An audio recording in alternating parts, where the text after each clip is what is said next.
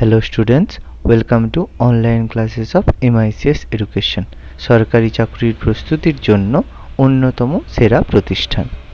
এখানে আপনারা WBCS, railway, PSC, SSC, school service commission, defence এবং অন্যান্য যে কোনো ধরনের রাজ্য সরকারের এবং কেন্দ্রীয় সরকারের চাকরির জন্য প্রস্তুতি নিতে পারেন ইংরেজি এবং বাংলা উভয় মাধ্যমেই। অভিজ্ঞ শিক্ষকের দ্বারা প্রশিক্ষণ দেওয়া হয়। এছাড়া প্রতি সপ্তাহে অনলাইন মক টেস্ট এবং প্রতি মাসে মাসিক মক টেস্টের মাধ্যমে আমরা ছাত্রদের সার্বিক মূল্যায়ন করে থাকি। এছাড়া সমস্ত ক্লাসের স্টাডি মেটেরিয়াল আমরা স্টুডেন্টদের পিডিএফ হিসেবেও প্রোভাইড করে থাকি। সমস্ত লাইভ ক্লাসের রেকর্ডিং দেওয়া হয়। তাহলে আজকেই যোগাযোগ করুন আমাদের সাথে নিচে দেওয়া নাম্বারগুলিতে এবং সরকারি চাকরির প্রস্তুতির জন্য নিজেকে আরেক ধাপ এগিয়ে নিয়ে যান। ধন্যবাদ। আগের ক্লাসে আমরা পড়ছিলাম দিল্লি সুলতানি সম্পর্কে আমরা পড়ছিলাম। দিল্লি সুলতানিতে আমাদের কুতুবুদ্দিন আইবক আর আরাম শাহ অবধি পড়া হয়েছিল, তাই তো?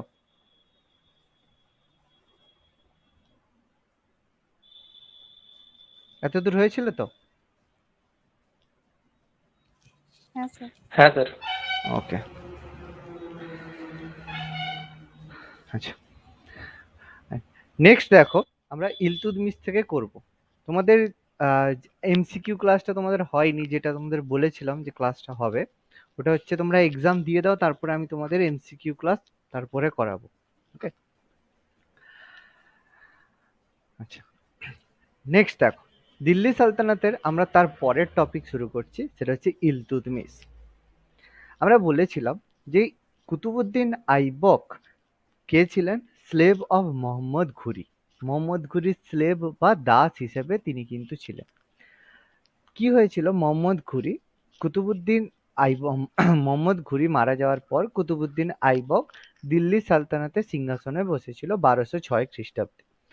সিংহাসনে বসার পরে কিছুদিন রাজত্ব করার পর ইলতুৎমিশ, যে তার একজন দাস ছিলেন, ইলতুৎমিশ তার স্লেভ বা দাসকে তিনি নিজের জামাতা বা জামাই হিসেবে নিযুক্ত করেছিলেন।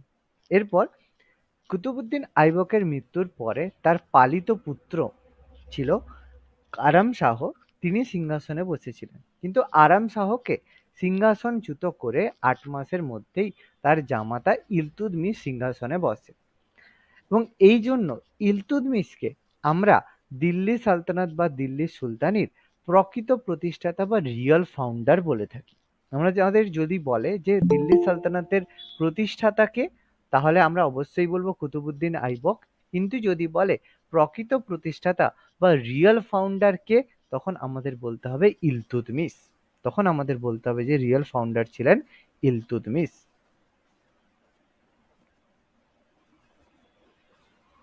ওকে, নেক্সট দেখো, সেকেন্ড,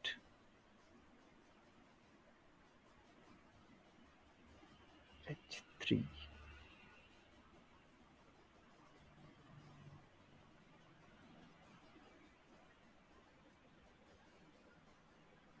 ওকে। এরপর দেখো এবার দেখো ইলতুৎমিশ প্রথম জীবনে দেখো তিনি ছিলেন তুর্কি দাস। ইলতুৎমিশ তাকে কিনেছিল জামাল উদ্দিন নামে একজন ব্যবসায়ীর কাছ থেকে। পরে তাকে গজনিতে আনা হয় এবং দিল্লিতে আনা হয়। কুতুবুদ্দিন আইবক তাকে ক্রয় করে এবং নিজের কন্যার সাথে বিবাহ দিয়েছিলেন। তিনি কি ছিলেন? ইলবারি তুর্কি শাখার একজন অভিজাত গোষ্ঠীভুক্ত ছিলেন। জাস্ট জানার জন্য, আর কিছু নয়। ইলবারি তুর্কি বলা হয়। যেমন তুর্কি রয়েছে, তুর্কিদের বিভিন্ন শাখা রয়েছে, যেমন মুসলিমদের শিয়া সুন্নি থাকে, সেরকম তুর্কিদের ইলবারি তুর্কি একটা ভাগ ছিল। তাকে বলা হয় দিল্লি সুলতানি সাম্রাজ্যের প্রকৃত প্রতিষ্ঠাতা বা রিয়েল ফাউন্ডার বলা হয়। কেন বলা হয় আমি একটু পরেই তার কারণটা এক্সপ্লেন করছি। তিনি কুতুব মিনারের নির্মাণ কার্য সমাপ্ত করেছিলেন, যেটা তার শ্বশুরমশাই, সরি, তার তার যে শ্বশুরমশাই ছিলেন কুতুবুদ্দিন আইবক, তিনি শুরু করেছিলেন, কিন্তু সেটা সমাপ্ত করেছিলেন ইলতুৎমিশ। এই জন্য কুতুব মিনারের ফাউন্ডার বা প্রতিষ্ঠাতা যদি জানতে চায়, তাহলে আমাদের ইলতুৎমিশ বলতে হবে। আচ্ছা, কার উদ্দেশ্যে? দেয়া হয়েছিল, তৈরি করা হয়েছিল কুতুব মিনার, মনে আছে নামটা? কুতুব মিনার কুতুবউদ্দিন আইবক কাকি একজন ধর্ম গুরু ছিল। কে ছিল, কার উদ্দেশ্যে? এসা মনে নেই নামটা? কুতুবউদ্দিন বখতিয়ার কাকি। কুতুবউদ্দিন বখতিয়ার কাকে, ভেরি গুড। কুতুব মিনার কিন্তু করা ছিল কুতুবউদ্দিন বখতিয়ার কাকে। দেখো, তিনি কুতুবী মসজিদ নির্মাণ স্থাপনও কিন্তু তিনি করেছিলেন। তাকে মধ্যযুগীয় দিল্লি নগরীর প্রধান স্থপতি বলা হয়। তার সময়ে দিল্লি কিন্তু সব থেকে বেশি ফ্লারিশড হয়েছিল। তিনি গুজরাটের মহাকাল মন্দির ধ্বংস করেছিলেন। ইলতুৎমিশ চালু করেছিলেন একটা গুরুত্বপূর্ণ সিস্টেম, যেটা হচ্ছে ইকতা ব্যবস্থা। ইকতা ব্যবস্থাটা আমি আবার পরে এক্সপ্লেন করে দেবো, যেটা বলা যেতে পারে পরবর্তীকালে। আচ্ছা, ইকতাটা পরবর্তীকালে কোন নামে পরিচিত হয়, কেউ বলতে পারবে? ইকতা ব্যবস্থারই মডিফাইড ফর্ম কি ছিল জানো? প্রত্যেকেই জানো ইকতা ব্যবস্থার মডিফাইড ফর্ম, যেটা পরবর্তীকালে ইকতা ব্যবস্থাকে মডিফাইড করে কি বলা হয়? 40 চক্র কি? দুটো আলাদা সিস্টেম। ইকতা ব্যবস্থাটা ভূমি রাজস্ব ব্যবস্থা, সেটা 40 চক্র কি ভূমি রাজস্ব ব্যবস্থা ছিল?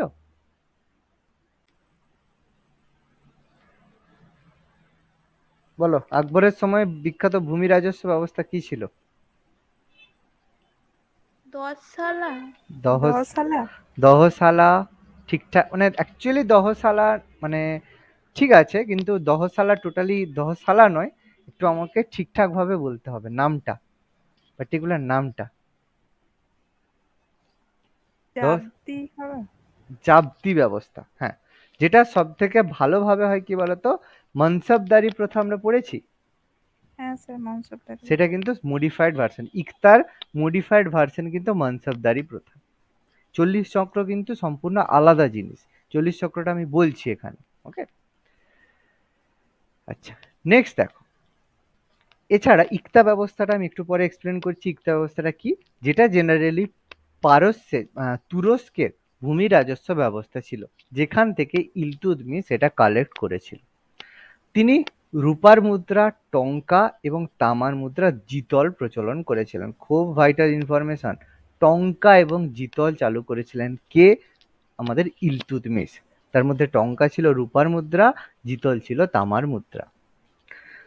আমরা তরাইনের প্রথম যুদ্ধ পড়েছি, দ্বিতীয় যুদ্ধ পড়েছি, অনেকেই তরাইনের তৃতীয় যুদ্ধের কথা জানিই না। থার্ড ব্যাটেল অফ তরাইন, এটা কিন্তু হয়েছিল ইলতুৎমিশের সাথে গজনির শাসনকর্তা তাজ উদ্দিন ইলদিজ।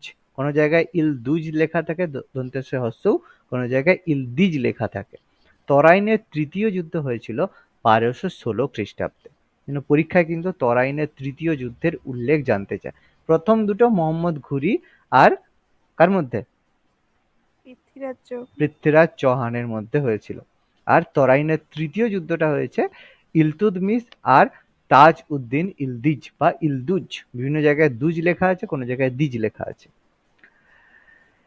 এরপর 1227 যে নাসিরউদ্দিন কুবাচা, এটা মাঝে মাঝে একটু আমাদের ডব্লিউবিসিএস মেন্স এই কোশ্চেনটা আমরা বিভিন্ন প্র্যাকটিস সেটে পেয়েছি, না হলে জেনারেলি খুব বেশি কোশ্চেনটা আসে না, যে মনসুরার যুদ্ধ কাদের কাদের মধ্যে হয়েছিল।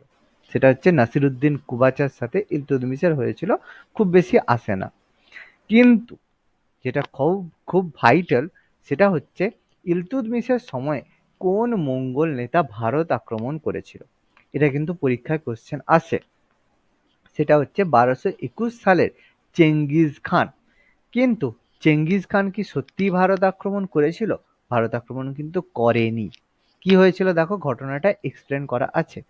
চেঙ্গিজ খান খিবা, যেটা আমাদের গজনির পাশে অবস্থিত, খিবার শাসনকর্তা জালালউদ্দিন মঙ্গরবানির রাজ্য খিবা প্রদেশ আক্রমণ করেছিল। নামটাও দেখো মেনশন রয়েছে। তো জালালউদ্দিন মঙ্গরবানি তখন ভারতে পালিয়ে আসে, ভারতে এসে পাঞ্জাবে আশ্রয় নেয় এবং ইলতুৎমিশের কাছে সাহায্য চায়, যে চেঙ্গিজ খান তার রাজ্য আক্রমণ করতে এসেছে, তো তাকে সাহায্য করার জন্য আর্জি জানায়। কিন্তু ইলতুৎমিশ দেখে যদি চেঙ্গিজ খানের বিরুদ্ধে জালালউদ্দিন মঙ্গলবাণীকে তিনি সাহায্য করেন তাহলে চেঙ্গিজ খান ভারত আক্রমণ করবে এবং মঙ্গল নেতারা কতটা ভয়ঙ্কর সেটা এর আগে মোহাম্মদ ঘুরি বলো বা আমাদের সুলতান মাহমুদ বলো প্রমাণ করে দিয়ে গেছে। সেই জন্য মঙ্গল না মানে মঙ্গল জাতিকে ঘাঁটানোর রিস্ক ইলতুৎমিশ কিন্তু নিলেন না। তিনি কি করলেন, মঙ্গলবাণীকে সাহায্য করতে সম্পূর্ণ অস্বীকার করলেন। তার ফলে কি হলো, মঙ্গলবাণী সেখান থেকে চলে যায়। পালিয়ে যাওয়ার ফলে কি করা হয়, মঙ্গলবাণী যখন পালিয়ে যায় তখন তার পেছনে পেছনে চেঙ্গিজ খানও চলে যায়। ফলে চেঙ্গিজ খানের ভারত আক্রমণের সম্ভাবনা দূর হয়েছিল। তার মানে অরিজিনালি চেঙ্গিজ খান কিন্তু ভারত আক্রমণ করেনি, কিন্তু এটা আমাদের এমসিকিউতে কিন্তু দিয়ে থাকে যে ইলতুৎমিশের সময় কে ভারত আক্রমণ করেছিল, বলতে হবে চেঙ্গিজ খান। ওকে, এরপর তিনি 1227 খ্রিস্টাব্দে হাসানুদ্দিন ইজাজ গিয়াসউদ্দিনের সঙ্গে যুদ্ধ করে বাংলাকে দিল্লি সুলতানির সাম্রাজ্যভুক্ত করেন। বাংলাকে দিল্লি সুলতানির সাম্রাজ্যভুক্ত করেন 1227 খ্রিস্টাব্দে, এটা হাসানুদ্দিন গিয়াসউদ্দিনকে পরাজিত করে। এরপর 1229-এ মালিক বাল্খা খলজি স্বাধীনভাবে বাংলা শাসনের চেষ্টা করলে ইলতুৎমিশ তাকে হত্যা করে আলাউদ্দিন জানিকে বাংলার শাসনকর্তা হিসেবে নিযুক্ত করেন। খুব ভাইটাল ইনফরমেশন, সেটা হচ্ছে আমাদের ইলতুৎমিশ কাকে বাংলার শাসনকর্তা হিসেবে নিযুক্ত করেছিলেন, সালটা আসে না, কিন্তু কাকে নিযুক্ত করেছিলেন এটা কিন্তু আমাদের পরীক্ষায় আসে। সেটা হচ্ছে আলাউদ্দিন জানি। আলাউদ্দিন জানিকে তিনি বাংলার শাসনকর্তা হিসেবে নিযুক্ত করেন 1229। এরপর তিনি 1229 সালে বাগদাদের খলিফার কাছ থেকে সুলতান-ই-আজম উপাধি পান। মনে করো, এবং সরি এটাই বলি আগে, তাহলে পরের টার্মটা পরে বলছি। আমি তোমাদের আগের দিনই বলেছিলাম যে দিল্লি সুলতান হতে গেলে তাকে দুটো কাজ করতে হয়। ওকে, একটা কি ছিল, তাকে নিজের নামের মুদ্রা প্রচলন করতে হবে এবং তাকে খলিফার স্বীকৃতি গ্রহণ করতে হবে। আর অবভিয়াসলি যদি কোনো দাস থাকে, দাসত্ব থেকে তাকে তো মুক্ত হতেই হবে। এর ফলে কি হলো, এর আগে কুতুবউদ্দিন আইবক দেখেছিলাম তিনি কিন্তু নিজের নামের মুদ্রাও প্রচলন করেননি এবং খলিফার স্বীকৃতিও কিন্তু লাভ করেননি। যদিও দাসত্ব থেকে মুক্তি পেয়েছিল, কিন্তু বাকি দুটো কাজ কিন্তু তিনি করেননি। আচ্ছা, মনে পড়ে ইলতুৎমিশ কার কাছ থেকে দাসত্ব থেকে মুক্তি পেয়েছিল? নামটা মনে পড়ে? মনে পড়ে নাকি দেখি। মোহাম্মদ ঘুরির রিলেটিভ ছিল, কি নাম ছিল তার, যার দ্বারা দাসত্ব থেকে মুক্তি পেয়েছিল কুতুবউদ্দিন আইবক?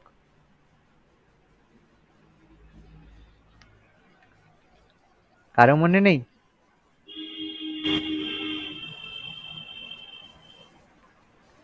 কি লেখা আছে? গিয়াসউদ্দিন ঘুর। গিয়াসউদ্দিন ঘুর, বলেছিলাম আগের দিন, মনে রাখতে হবে। ওকে, ঘুর প্রদেশের শাসনকর্তা। তো ইলতুৎমিশকে আলাউদ্দিন খলজি নিজেই দাসত্ব থেকে মুক্তি দিয়েছিল, কারণ তার জামাই ছিল, জামাইকে কি আর দাস রাখবে? অবভিয়াসলি দাসত্ব থেকে মুক্তি দিয়েছিল। এবং দেখো তিনি টঙ্কা জিতল মুদ্রাও চালু করেছেন, আবার দেখো তিনি খলিফার স্বীকৃতিও লাভ করলেন 1229-এ। তার মানে দিল্লি সালতানাতের প্রতিষ্ঠাতা হিসেবে বুঝতে তার সামনে আর কোনো রকম বাধা থাকলো না। ফলে সেই কারণে আমরা দিল্লি সালতানের প্রকৃত প্রতিষ্ঠাতা বা রিয়েল ফাউন্ডার বলতে পারি কাকে? ইলতুৎমিশকে। খুব ইজি মনে রাখা, খুব সোজা। আমি দেখো এইখানে পয়েন্টটা বলেছিলাম, তারপর বললাম আমি পরে ডিসকাস করছি, আমি এই পয়েন্টটার জন্য অপেক্ষা করছিলাম। তাহলে উপাধি কি পেয়েছিল? সুলতান-ই-আজম। এই উপাধি তিনি কিন্তু পেয়েছিলেন খলিফার কাছ থেকে। এটা কিন্তু মাঝে মাঝে কোশ্চেন এসে থাকে যে সুলতান-ই-আজম উপাধি কে পেয়েছিলেন, কার কাছ থেকে, বা সুলতান-ই-আজম উপাধি পেয়েছিলেন কার কাছ থেকে, এটা কিন্তু আমাদের জানতে চায়। বাগদাদের খলিফার কাছ থেকে সুলতান-ই-আজম উপাধি পেয়েছিলেন ইলতুৎমিশ। তিনি নিজেকে খলিফার সেনাপতি বলে উল্লেখ করতেন। তিনি নিজেকে বলতেন তিনি খলিফার সেনাপতি হিসেবে নিজেকে উল্লেখ করতেন। রাজধানী লাহোর থেকে দিল্লিতে স্থানান্তরিত করেন। আমরা জেনেছি কুতুবউদ্দিন আইবকের সময় রাজধানী ছিল লাহোর। লাহোর থেকে তিনি দিল্লিতে তার রাজধানী স্থানান্তরিত করেছিলেন। এই কারণে দেখো আমি তোমাকে বলেছিলাম এখানেই পয়েন্টটা, তিনি মধ্যযুগীয় দিল্লি নগরীর প্রধান স্থপতি বলা হয়ে থাকে। তাহলে কেন বলা হয় আমি বলেছিলাম। আচ্ছা, আগ্রা নগরীর প্রধান স্থপতি কাকে বলা হয় কেউ বলতে পারবে? অপশন ছাড়া, এখনো পড়া হয়নি। আকবর। হলো না, আগ্রা আকবর নয়। আগ্রা থেকে আকবর সরিয়েছিল ফতেপুর সিক্রিতে। তাহলে বাবর হবে। বাবর নয়। দেখি এসা বলা যাবে? শাহজাহান। বলো বলো। স্যার শাহজাহান। শাহজাহান শাহজাহান। নয়, শাহজাহান নয়, শাহজাহান নয়। দেখি কারো মাথায় আছে নাকি? পড়া হয়নি এখনো, না বলতে পারলে কোনো অসুবিধা নেই, যদি বলতে পারো বেটার। আগ্রা নগরীর প্রতিষ্ঠাতা, স্ট্যাটিক জিকের কোশ্চেন। সিকান্দার লোদি। সিকান্দার লোদি, বাহ ভেরি গুড। সিকান্দার লোদি, লোদি বংশের শ্রেষ্ঠ শাসক সিকান্দার লোদি, একদম সেইভাবে। তাহলে দিল্লি নগরীর প্রতিষ্ঠাতা যদি বলা হয় তাহলে আমরা কিন্তু ইলতুৎমিশকে বলবো। ওকে, এই জন্য লাহোর থেকে দিল্লিতে স্থানান্তরিত করেন এবং দিল্লির নাম দেন হজরত ই দিল্লি। এটা দেখবো আমরা একটা টেন্ডেন্সি দেখবো যে দিল্লি নগরীকে বিভিন্ন রাজা নিজের রাজধানী করার সময় বিভিন্ন নামে দিয়েছেন।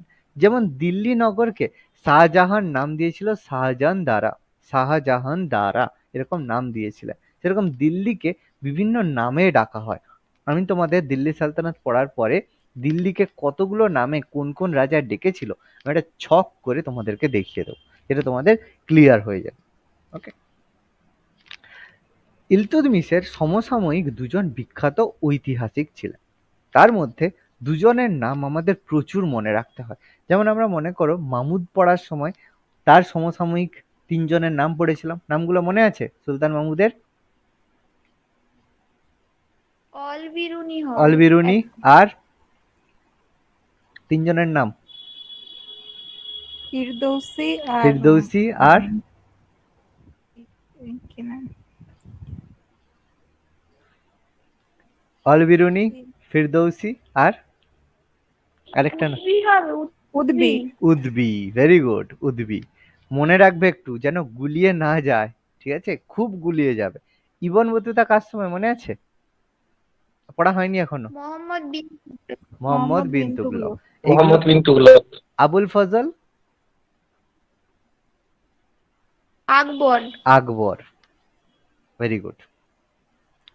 আর হচ্ছে এর কে ছিল আলাউদ্দিন খলজির সময় যে নামটা ভুলে যাচ্ছি, নামটা খসরু। আমির খসরু, আমির খসরু, ভেরি গুড। এগুলো কিন্তু কোনটা কার সময়ে একটু মনে রাখবে, না হলে গুবলেট পাকিয়ে যাবে, একটু খেয়াল রাখবে। ওকে, তাহলে ইলতুৎমিশের সমসাময়িক দুজন ছিলেন, সেটা হচ্ছে মিনহাজউদ্দিন সিরাজ আর হাসান নিজামি। মিনহাজউদ্দিন সিরাজ আর হাসান নিজামি দুজন বিখ্যাত সমসাময়িক ছিলেন, মিনহাজউদ্দিন সিরাজ আর ঐতিহাসে হাসান নিজামি। তার মধ্যে মিনহাজউদ্দিন সিরাজের লেখা বিখ্যাত বই ছিল তাবাকাত ই নাসিরি, খুব গুরুত্বপূর্ণ বই। তাবাকাত ই নাসিরি ছিল তার সময় বিখ্যাত বই। তিনি 40 চক্র বা দেওয়ান ই বন্দেগান চালু করেছিলেন, খুব গুরুত্বপূর্ণ। একটু আগে আমি বলেছিলাম 40 চক্রের কথাটা বলেছিলেন, আমি এখানে 40 চক্রটা সম্পর্কে এক্সট্রা একটু আলোচনা করব। 40 চক্র। এবং ইলতুৎমিশ মৃত্যুর আগে তার নিজের কন্যা রাজিয়াকে দিল্লি সুলতানের উত্তরাধিকারী হিসেবে নিযুক্ত করেছিলেন বা মনোনীত করেছিলেন। তাহলে ইলতুৎমিশ মরার সাথে সাথে রাজিয়া সিংহাসনে বসেছিল, তাই তো? হ্যাঁ, না, রাজিয়া রাজিয়া বসেনি, তার ভাই বসেছিল। তাহলে মনে রাখবে মনোনীত করে গিয়েছিল কিন্তু রাজিয়াকে, কিন্তু রাজিয়া সিংহাসনে বসেনি। কে বসেছিল আমরা ডিসকাস করব। ওকে, তবে ওই ডিসকাস করার আগে আমাদের 40 চক্র সম্পর্কে একটু আইডিয়া করতে হবে। আমাদের ভুল হয়ে থাকে একটা ব্যাপার যে 40 চক্রের মেম্বার কারা ছিল। অপশনে দেবে যে অভিজাত সম্প্রদায়, অপশনে দেবে দাসেরা ছিল, এটা কিন্তু আমাদের মনে রাখতে হবে। তাহলে 40 চক্রের মেম্বার কারা ছিল? দাসেরা। দাসেরা ছিল কিন্তু, দাসেরা ছিল। অভিজাত কিন্তু হবে না। তাহলে কি হয়েছিল, ইলতুৎমিশ কেন 40 চক্র গঠন করেছিল? দেখো এখানে এক্সপ্লেন করা আছে। ইলতুৎমিশ তুর্কি অভিজাতদের বিশ্বাস করতে পারেননি। তিনি বিশ্বাস করতেন যে তুর্কি অভিজাতরা তাকে সিংহাসনচ্যুত করতে চায়, এই জন্য তিনি তাকে সিংহাসনচ্যুত করতে চায় এবং তার সেই জন্য ষড়যন্ত্র করছে। এই জন্য তিনি তুর্কি অভিজাতদের উপর বিশ্বাস না করে তার বিশ্বস্ত 40 জন দাসকে নিয়ে একটা সংগঠন গড়ে তুলেছিলেন। তার বিখ্যাত 40 জন দাসকে নিয়ে একটা গোষ্ঠী তৈরি করেছিলেন, যাদেরকে আমরা বলে থাকি 40 চক্র, যেটা আরো অনেক নামে ডাকা হয়। বন্দেগান চাহালগানি, তুর্কান চাহালগানি, বন্দেগান চাহালগানি, আমির চাহালগানি, চাহালপানি, বিভিন্ন নামে ডাকা হয়। প্রত্যেকটাই 40 চক্রের সিনোনিমস, বিভিন্ন জায়গায় বিভিন্ন নামে ডাকা হতো। আমরা 40 চক্র মনে রাখলেই হবে। আমি এক্সট্রা করে যতগুলো নাম হতে পারে 40 চক্রের সেটা তোমাদের বলেছি। এবং কেন গঠন করেছিলেন? নিজের নিরাপত্তা সুনিশ্চিত করার জন্য। তাহলে যাতে তিনি সুরক্ষিত থাকেন সেই জন্য তিনি নিরাপত্তা সুরক্ষিত করার জন্য 40 চক্র গঠন করেছিলেন। ইলতুৎমিশের সময় তারা নিয়ন্ত্রণে থাকলেও পরবর্তীকালে তারা রাজশক্তিকে নিয়ন্ত্রণ করে এবং কি করে, সিংহাসনে নিজের পছন্দ মতো সুলতানকে বসানোর খেলায় মেতে ওঠে, যেটা সুলতানা রাজিয়ার পরে হয়েছিল। রাজিয়া 40 চক্রকে দমনের চেষ্টা করেছিল কিন্তু সফল হয়নি। কিন্তু গিয়াসউদ্দিন বলবন ছিলেন 40 চক্রের একজন মেম্বার। তিনি কি করেছিলেন, 40 চক্রের সদস্য হয়েও বুঝতে পেরেছিলেন যে 40 চক্র ধ্বংস না করলে স্বাধীনভাবে রাজ্য চালনা করা সম্ভব নয়। এই জন্য তিনি 40 চক্র ধ্বংস করেছিলেন। তাহলে 40 চক্র তৈরি করেছিল কে? ইলতুৎমিশ। 40 চক্র ধ্বংস করেছিল কে? গিয়াসউদ্দিন বলবন। আমরা পড়বো গিয়াসউদ্দিন বলবন সম্পর্কে পড়বো। এখানে 40 চক্র সম্পর্কে ইনফরমেশন একটু দেওয়া রয়েছে। ওকে, এবার দেখো তাহলে এখানে আমি যেখানটা আমি তোমাদের ছেড়েছিলাম সেখান থেকে আবার আমরা একটু ধরি যে ইলতুৎমিশ মৃত্যুর আগে তার কন্যা রাজিয়াকে উত্তরাধিকারী হিসেবে মনোনীত করেছিল, কিন্তু রুকনউদ্দিন ফিরোজ শাহ ছিল ইলতুৎমিশের পুত্র। তাহলে ব্যাপারটা কি, তাহলে তার মা নিশ্চয়ই চাইবে না যে তার ছেলে থাকতে থাকতে তার মেয়ে সিংহাসনে বসুক। প্লাস তারপর সেখানকার লোকেরা তখন, যেহেতু ইসলামের মধ্যে রয়েছে যে মেয়েদের কথা শুনে রাজ্য চলবে, এটা তো হতে পারে না।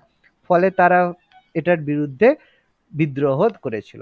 এই জন্য ইলতুৎমিশ তার কন্যা রাজিয়াকে উত্তরসূরি হিসাবে ঘোষণা করলেও ইলতুৎমিশের মৃত্যুর পরে তার মা ছিল শাহ তুর্কিন।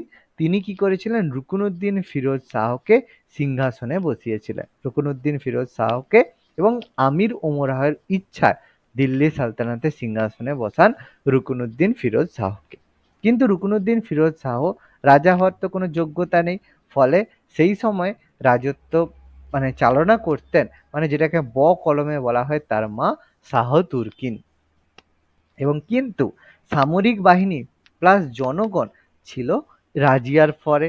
এই কারণে কি হয়েছিল, সামরিক বাহিনী এবং রাজিয়া সমর্থনে, জনগণের সমর্থনে কি হয়, রাজিয়া তার ভাইকে 6 মাসের মধ্যে সিংহাসনচ্যুত করে আবার দিল্লি সালতানাতের সিংহাসনে বসে। ফলে দেখো টাইম পিরিয়ড দেখো, ইলতুৎমিশের টাইম দেখো 1211 থেকে 1236। তাহলে 1236-এই রুকনউদ্দিন ফিরোজ শাহ বসেছিল, আবার দেখো রাজিয়া 1236-এই কিন্তু বসে গেছে। তাহলে যদি একটা জিনিস এই জায়গায় কেউ যদি অমিট করেই দেয় তাহলে কেউ কিন্তু কিছু সেভাবে বুঝতে পারবে না। তার কারণ কি, দেখো সালের কোনো পার্থক্য নেই। এই জন্য ম্যাক্সিমাম বইতে কিন্তু রুকনউদ্দিন ফিরোজ শাহের কিন্তু নাম মেনশন করা নেই। ওকে, কিন্তু এটা খেয়াল রাখবে, ইলতুৎমিশের মৃত্যুর পরে কিন্তু তার রুকনউদ্দিন ফিরোজ শাহ সিংহাসনে বসেছিল 1236-এ। এরপর আমাদের পড়তে হবে একটা গুরুত্বপূর্ণ ক্যারেক্টার দিল্লি সালতানাতের, সেটা হচ্ছে রাজিয়া সুলতানা। খুবই গুরুত্বপূর্ণ মধ্যযুগীয় সময়ে, সেই সময় দিল্লি সুলতানের প্রথম, একমাত্র এবং শেষ মহিলা শাসক ছিলেন সুলতানা রাজিয়া। এর আগে কেউ কখনো দিল্লি সালতানাতের সিংহাসনে মহিলা কোনো শাসক বসেনি, তারপরেও বসেনি। এই জন্য প্রথম, একমাত্র এবং শেষ মহিলা শাসক ছিলেন রাজিয়া সুলতানা। তিনি অবশ্যই বললাম ইলতুৎমিশের কন্যা ছিলেন এবং ইলতুৎমিশ তাকে সুলতান হিসেবে মনোনীত করে গিয়েছিলেন। রুকনুদ্দিনের উজির ছিল, মানে তার যে প্রধানমন্ত্রী ছিল মালিক মোহাম্মদ জৈনুদ্দি, তিনি রাজিয়ার সিংহাসনে বসাটাকে মেনে নিতে পারেননি। মেনে নিতে না পারার ফলে তিনি কি করেছিলেন, রাজিয়ার বিরুদ্ধে ষড়যন্ত্র করেছিলেন এবং রাজিয়া কঠোর হাতে সেই বিদ্রোহ কিন্তু দমন করেছিল। ওকে, মালিক মোহাম্মদ জৈনুদ্দি। এছাড়া বিভিন্ন প্রদেশের শাসনকর্তাও রাজিয়ার বিরুদ্ধে বিদ্রোহ করে, কারণ একটা মেয়ের কথায় রাজ্য চলবে, এত বড় দিল্লি সালতানাত, এটা তো হতে পারে না, এটা তো মেনে নেওয়া যায় না। এই কারণে বিদ্রোহ করেছিল এবং এই সময় দেখো 40 জন চক্রের ক্ষমতার লড়াই শুরু হয়। রাজিয়া একজন দক্ষ শাসক ছিলেন, নিজে শাসন পরিচালনা করতেন, প্রকাশ্য রাজদরবারে যেতেন, যুদ্ধ করতেন, শিকার করতেন, মানে বোরখা পরতেন না। তাহলে এই ধরনের মানসিকতাকে দিল্লি সালতানাতে মানতে, শাসক হিসেবে মানতে অস্বীকার করেছিল। ফলে 40 চক্র বুঝতে পারলো যদি আমাদের তাদের মানে কি বলবো, তাদেরকে কিছু করতে হয়, তার মানে কিছু একটা স্টেপ তাদেরকে গ্রহণ করতে হবে। এছাড়া শুধু সেখানেই যদি হয়ে যেত তাহলে কোনো ব্যাপার ছিল না। এছাড়া কি হয়, বিভিন্ন অতুর্কিদের উচ্চ পদে তিনি নিয়োগ করা শুরু করেন। তাহলে কি, মানে এতক্ষণ যাচ্ছিল শুধু একটা মেয়ে, মেয়ে শাসন করছিল, একটা জাস্ট একটা মেন্টালিটির ব্যাপার।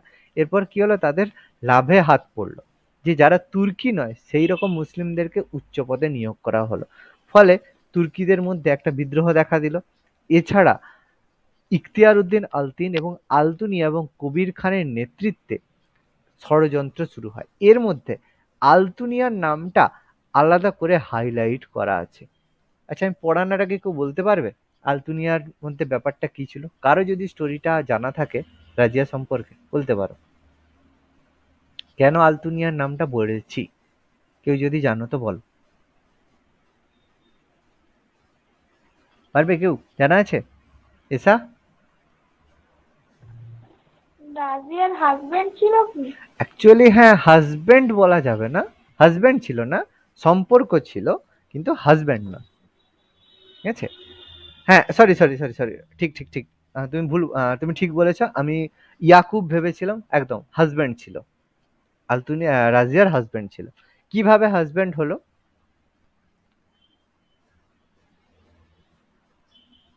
হাজবেন্ড ছিল, একদম কারেক্ট। বলো। হাজবেন্ড ছিল এটা জানি, ওকে, ঠিক আছে। কারো এর থেকে বেশি কিছু জানি না। ওকে, ঠিক আছে, জেনে নাও ব্যাপার, আমি বলে দিচ্ছি। আলতুনিয়া, দেখো আলতুনিয়া তার বিরুদ্ধে ষড়যন্ত্র, যে ষড়যন্ত্র করেছে তাকেই বিয়ে করেছে রাজিয়া, ব্যাপারটা একটু অন্যরকম লাগছে, তাই তো? তার মানে ইতিহাস কি হয়েছিল সেটা আমাদের জানতে হবে। চলো এগোচ্ছি তাহলে। কি হয়েছিল, এই ঘটনা জানতে গিয়ে আমাদের একটু স্টোরি জানতে হবে যে কেন ইয়াকুবের সাথে, সরি, কেন আলতুনিয়ার সাথে তার বিয়ে হলো এবং কোন পজিশনে হলো। তাহলে রাজিয়া কি করতো, এই ধরনের মানসিকতা ছিল, কিন্তু এতদিন রাজিয়ার বিরুদ্ধে খুঁজছিল কিভাবে রাজিয়াকে সরানো যেতে পারে। একটা মোক্ষম কজ রাজিয়া নিজে থেকেই 40 চক্রের হাতে তুলে দিল। সেটা কি, একজন আবিসিনীয় দাস ছিল। ওকে, আবিসিনীয় দাস ছিল যার নাম ছিল ইয়াকুত খান। এবার আবিসিনীয় দাস কথার অর্থ কি, কেউ বলতে পারবে? আবিসিনীয় দাস কথার অর্থ? আবাস মানে কি কথা, আবিস মানে আবিসিনীয় মানে আবাস থেকে আসছে, আবাস মানে কি নিজেরাই বলা যাবে। আবাস মানে স্যার ঘর বা গৃহ। ভেরি গুড, ঘর বা গৃহ। তাহলে আবিসিনীয় মানে যাদের ঘর বা গৃহ রয়েছে, বা ঘর রয়েছে, বল ঘর তো প্রত্যেকের রয়েছে। আবিসিনীয় স্যার দাস, পরিচারক বা সার্ভেন্ট যেটা ওটাই কি আরবিসিনীয় দাস? দেখো দাস তো তাদেরকে বলবো, অনেকে দাস ছিল আবার অনেকে আবিসিনীয় দাস ছিল। আবিসিনীয় দাস তাদেরকেই বলা হয় যারা বংশ পরম্পরায় দাস হয়। মানে তার এই যে মনে করো বাহুবলী দেখেছো, বাহুবলী দেখেছো হ্যাঁ স্যার। প্রত্যেকে, কাটাপ্পাকে দেখেছো, হ্যাঁ। তাই তো? সেখানে কাটাপ্পা কি বলেছিল, তার বংশে যেই জন্মাবে তাকে মাহিষ্মতির দাস হিসেবে থাকতে হবে। মানে ব্যাপারটা কি, যেই হোক, মানে তাদেরকে কেউ কিনতে পারবে না, মানে সে বংশ পরম্পরায় দিল্লি সালতানাতের দাস থাকবে, সেটাকে বলা হয় আবিসিনীয় দাস। তার মানে ইয়াকুত খান ছিল সেরকম একজন আবিসিনীয় দাস, মানে তারা বংশ পরম্পরায় সুলতানের দাস হিসেবে থাকবে।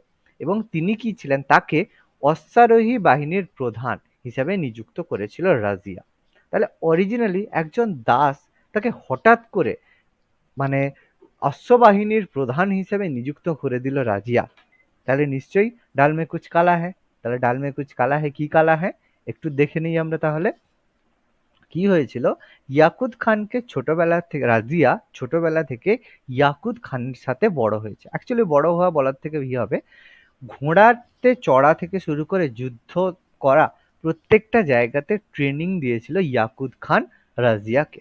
ফলে অবশ্যই রাজিয়া প্রত্যেক স্টেপে যখন শিখেছে ইয়াকুত খানের কাছ থেকে, তার মানে তার একটা দুর্বল মুহূর্ত তৈরি হওয়া স্বাভাবিক। এই কারণে ইয়াকুত খানের সাথে রাজিয়ার একটা প্রেমের সম্পর্ক তৈরি হয়েছিল। ফলে এবার সে ইয়াকুত খান যখন একজন দাস, তার সাথে সুলতানের বিয়ে হলে লোকেদের চোখে খারাপ লাগবে। এই কারণে রাজিয়া কি করেছিল, ইয়াকুত খানকে পদে বা সম্মানে ওঠানোর চেষ্টা করেছিল। এই জন্য ধীরে ধীরে অশ্ববাহিনীর প্রধান করেছিল, তারপর ধীরে ধীরে তাকে প্রধান সেনাপতি তৈরি করার ভাবনা চিন্তাও নিয়েছিল। কিন্তু যখন অশ্ববাহিনীর প্রধান নিযুক্ত করলো, ফলে 40 চক্র সেটাকে একটা খারাপ চোখে দেখলো, যে একজন আবিসিনীয় দাস সে হবে অশ্ববাহিনীর প্রধান, এটা তো মেনে নেওয়া যায় না। ফলে এটা কিন্তু একটা মেন কারণ ছিল। মানে সে আমাদের প্রথম বিশ্বযুদ্ধের কারণের মতো প্রত্যক্ষ কারণ একটা থাকে আর অনেকগুলো আসল কারণ অনেকগুলো থাকে। এটা ছিল প্রত্যক্ষ কারণ রাজিয়ার বিরুদ্ধে বড় এর জন্য, যদিও অন্য কজগুলো ছিল যার কারণে রেগেছিল। এই জন্য কি হয়, 40 চক্র একটা ষড়যন্ত্র করে। কি করে, 1240 সালে ভটিন্ডা, পাঞ্জাবের আমরা জানি ভটিন্ডা, তার শাসক ছিল বা সেই জায়গার গভর্নর হিসেবে ছিলেন আলতুনিয়া। আলতুনিয়ার সাথে 40 চক্র ষড়যন্ত্র করে যে তার কাছে, রাজিয়ার কাছে খবর দেওয়া হয় যে আলতুনিয়া ভটিন্ডাতে বিদ্রোহ করছে। এবার যদি যে বেশি বিদ্রোহ, যে বেশি একটু অনেস্ট হবে, তার মাথায় বুদ্ধি একটু কম থাকবে, তাহলে সে সবসময় ভাববে যে লোকে ভালো, সবাই ভালো। তো রাজিয়া কি করলো, খবরটার সত্যতা বিচার না করে কিছু সৈন্য নিয়ে চললো আলতুনিয়াকে অ্যাটাক করতে। এবার সেই সৈন্যর মধ্যে বেশিরভাগ সৈন্যকেই 40 চক্র মানে দিয়ে দিল, এবং 40 চক্র বেশিরভাগ সৈন্যকে নিজের সৈন্য পাঠিয়ে দিল। এবার যখনই তারা ভাটিন্ডা আক্রমণ করতে গেল, বেশিরভাগ সৈন্যই বিট্রে করলো। ফলে সেখানে রাজিয়া পরাজিত হলো এবং বন্দী হয়ে গেল। সেখানে ক্যাপচার করে নিল আলতুনিয়া তাকে। আলতুনিয়া যখনই ক্যাপচার হলো, তখন এই আবিসিনীয় দাস বা যেটাকে হাবসি কৃতদাস বলা হয়, তাকে হত্যা করা হয় এবং হত্যা করে মইজুদ্দিন বাহরম শাহকে সুলতান হিসেবে ঘোষণা করা হয়। এটা আরেকজন ছিল রাজিয়ার ভাই, ইলতুৎমিশের আরেকজন পুত্র ছিল বাহরম শাহ। বাহরম শাহকে সুলতান হিসেবে ঘোষণা করে দেওয়া হয়। রাজিয়া সেখানে আটকে রয়ে গেছে, বাহরম শাহকে এখানে সুলতান হিসেবে ঘোষণা করে দেওয়া হলো। রাজিয়া তো মানে হেরে যাওয়ার পাত্রী নয়, সে তখন আলতুনিয়াকে প্রপোজাল দিল যে তুমি আমাকে বিয়ে করো, তুমি আমাকে বিবাহ করো, বিয়ে করে চলো দুজনে মিলে একসাথে ক্ষমতা দখল করব, দিয়ে তোমাকে দিল্লি সালতানাতের রাজা করে দেবো। ওকে, অবশ্যই মানে কি বলবো, একটু বুদ্ধি একটু কমই থাকে মানে কিছু মানুষের। তো আলতুনিয়া ভাবলো হ্যাঁ ঠিক আছে, ভালো কথা, আমি দিল্লি সুলতানের রাজা হব। সে তখন রাজিয়াকে বিয়ে করলো, বিয়ে করে দুজনে বলতে সৈন্য টৈন্য কিছু নিয়ে আবার ক্ষমতা দখলের চেষ্টা করলো।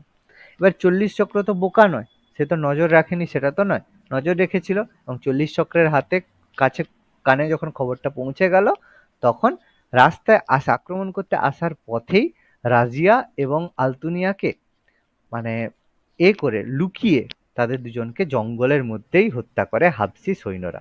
এবং এর ফলে রাজিয়া এবং আলতুনিয়ার গল্প ওখানেই শেষ। দিল্লি সালতানাত ফাঁকা হলো এবং বাহরম শাহ দিল্লি সালতানাতের রাজা হয়ে গেল, সুলতান হয়ে গেল, কোনো রকম বাধা রইল না। এবার বোঝা গেল এসা কেন আলতুনিয়া হাজব্যান্ড হলো, কোন পরিস্থিতিতে, মনে থাকবে? হ্যাঁ ওকে, একদম দেখো স্টোরি ফর্মে মনে রাখো, দিল্লি সালতানাত খুবই ইন্টারেস্টিং, মনে রাখা খুব ইজি। শুধু যদি গল্প মনে রাখো, প্রত্যেকটা জিনিস কিন্তু টু দা পয়েন্ট মনে থাকবে। এবার যখন বাহরম শাহ সিংহাসনে বসলো, তখন আর সুলতানের হাতে দেখো কোনো পাওয়ার নেই, কারণ 40 চক্র তাকে বসিয়েছে, তাহলে তার তো কিছু সেভাবে বলার নেই। ফলে কি হলো, রাজিয়ার মৃত্যুর পরে তার ভাই বাহরম শাহ সুলতান পদে নিযুক্ত হলো। প্রভাবশালী 40 চক্রের অনুমোদন সাপেক্ষে তিনি দিল্লির সিংহাসনে বসেন। 40 চক্র তাকেই করবে, এবং 40 চক্র তাকে বাধ্য করলো একটা পোস্ট তৈরি করতে। খুব খুব খুব ভাইটাল একটা পোস্ট, এটা আমাদের প্রায়ই পরীক্ষায় জানতে চায় যে নায়েব ই মামালিকত একটা গুরুত্বপূর্ণ পোস্ট তৈরি করা হলো, যেটা তৈরি হয়েছিল বাহরম শাহের সময়। এই পোস্টটা কেন তৈরি করা হয়, যে 40 চক্র মেনটেন তো করবে, কিন্তু তাদের মধ্যে 40 জনের মত নিয়ে সব কাজ করা সমস্যার ব্যাপার। এই জন্য একটা পোস্ট তৈরি করা হলো, মানে 40 চক্রদের মধ্যে যে হেড হবে, যে সম্রাটের সবচেয়ে কাছের লোক হবে, সে পাবে নায়েব ই মামালিকত পোস্ট।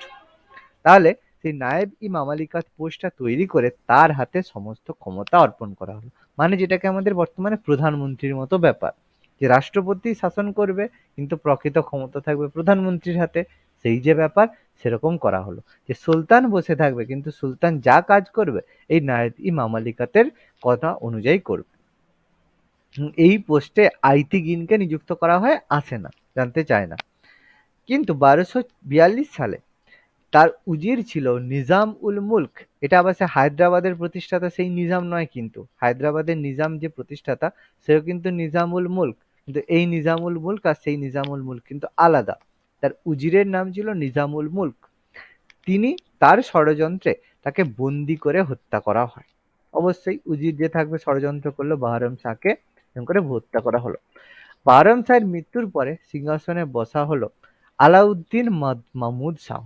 সে কে ছিল, রুকনুদ্দিন ফিরোজ শাহের পুত্র ছিল। যে রুকনুদ্দিন ফিরোজ শাহ আগে বসেছিল ইলতুৎমিশের পরে, তার পুত্র ছিল আলাউদ্দিন মাহমুদ শাহ। তাকে সিংহাসনে বসানো হলো। তিনি পুতুল সুলতানে পরিণত হন। পুতুল সুলতান মানে কি, যে পুতুলের মতো যা বলবে তাকে তাই শুনতে হবে, তাকে বলা হয় পুতুল সুলতান। এরপর এই সময় 40 চক্রের বাহাউদ্দিন বা গিয়াসউদ্দিন বলবন এই সময় শক্তিশালী হয়ে ওঠে। 40 চক্রের মধ্যে সবচেয়ে পাওয়ারফুল হয়ে ওঠে সেই সময় গিয়াসউদ্দিন বলবন। এই গিয়াসউদ্দিন বলবন কে ছিল আমরা একটু পরে ডিসকাস করছি। এবং 40 চক্র ষড়যন্ত্র করে তাকে হত্যা করে নাসিরুদ্দিন মাহমুদ শাহকে সিংহাসনে বসায়। নাসিরুদ্দিন মাহমুদ শাহকে সিংহাসনে বসিয়ে দেওয়া হলো আলাউদ্দিন মাহমুদ শাহের পরে। এবারে আলাউদ্দিন মাহমুদ শাহ সিংহাসনে বসলেন 1246 সালে। 1246 সালে সিংহাসনে বসে 1266 অবধি তিনি রাজত্ব করলেন। 20 বছর রাজত্ব করেছে, নিশ্চয়ই অনেক কাজ করেছে। 20 বছর রাজত্ব করা তো কম ব্যাপার না। দেখো বাহাউদ্দিন মাহমুদ শাহ, দেখো 2 বছরের জন্য সিংহাসনে বসেছিল। আবার দেখো 4 বছরের জন্য বসেছিল। তাহলে 2 বছর 4 বছরে কিছু করেনি মানলাম। 20 বছর সিংহাসনে বসেছে, নিশ্চয়ই অনেক কাজ করেছে। 20 বছর ধরে কি করেছে? 20 বছর ধরে কি কাজ করেছে? কোনো কাজই করেনি, কারণ টোটালি কন্ট্রোল করতো কে? 40 চক্র। তাহলে 40 বছর ধরে কি করে, 20 বছর ধরে কি করেছে? শুধুমাত্র বসে থেকে মানে নিজের কাজ নিজে করেছে, মানে নিজের কাজ নিজে করা মানে এনজয় করা। তাকে বলা হয় দরবেশ সুলতান। বলা হয় নাসিরুদ্দিন মাহমুদ শাহকে বলা হয় দরবেশ সুলতান। এই দরবেশ সুলতান বলার পিছনে বহু ঐতিহাসিকের বিভিন্ন রকম মত পার্থক্য রয়েছে। কিছু ঐতিহাসিকের মতে তাকে দরবেশ সুলতান বলা হতো, এবং তাকে বলা হতো সুলতান হিসেবে, দয়ালু সুলতান হিসেবেও তাকে বলা হয়। তাকে দরবেশ সুলতান বলার পিছনে কিছু ঐতিহাসিকের মতামত রয়েছে যে যেহেতু তিনি কোনো ধরনের কাজ করতেন না, সেই জন্য তিনি একজন অলস প্রকৃতির রাজা ছিলেন বা সুলতান ছিলেন, এই জন্য তাকে দরবেশ সুলতান বলা হয়। আবার কোনো কোনো ঐতিহাসিকের মতে তিনি একজন ধার্মিক এবং দয়ালু ব্যক্তি ছিলেন, মানে ইসলাম ধর্মে দয়ালু ব্যক্তিকে বলা হয় দরবেশ। সেই রেসপেক্টে নাসিরুদ্দিন মাহমুদ শাহকে দরবেশ সুলতান বলা হয়। কোন কারণের জন্য বলা হয়েছে নাসিরুদ্দিন মাহমুদ শাহ তাকে দরবেশ সুলতান বলা হতো? এবার কেন তাকে দরবেশ সুলতান বলা হতো, এটা নিয়ে অনেক মত পার্থক্য রয়েছে। মত পার্থক্য বলতে কোনো কোনো ঐতিহাসিক বলে থাকে যে তিনি একজন অলস প্রকৃতির সুলতান ছিলেন, মানে কোনো রকম কাজকর্ম তিনি করতেন না, সারাদিন বসে থাকতেন, সেই কারণে তাকে দরবেশ সুলতান বলা হয়। আবার কোনো কোনো ঐতিহাসিকের মতে যে তাকে দরবেশ সুলতান বলা হতো কারণ তিনি একজন ধার্মিক এবং দয়ালু সুলতান ছিলেন, এবং মুসলিম ধর্মে কোনো ধার্মিক ব্যক্তি বা দয়ালু ব্যক্তিকে দরবেশ বলা হয়। এই কারণে কোন কারণ হিসেবে তাকে দরবেশ সুলতান বলা হয় এটা বলা গুরুত্বপূর্ণ। এটা বলা কিন্তু খুব কষ্টকর ব্যাপার। শুধু আমরা পড়বো দরবেশ সুলতান কাকে বলা হতো, নাসিরুদ্দিন মাহমুদ শাহকে দরবেশ সুলতান বলা হতো। আচ্ছা, এক সেকেন্ড।